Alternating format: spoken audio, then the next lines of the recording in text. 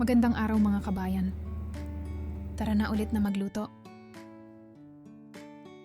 Habang nagluluto, share ko lang sa inyo ang pag-uusap namin ng isa kong kaibigan.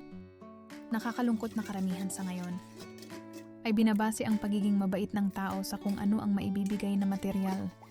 Kapag wala ka na maibigay na regalo, pera o wala ka ng panglibre, sasabihin ng iba madamot ka na, kuripot.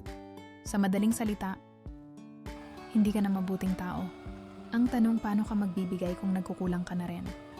Kung ang pinagpaguran mong pera ay may paglalaanan ka, katulad ng halimbawa ibibigay mo ito sa mga magulang at kapatid mo na nangangailangan. Mga anak mo na kailangan ng tuition. Pangkain rin ng pamilya. Mga bayarin na hindi na kailangan pa ipagkwento o ipagsabi.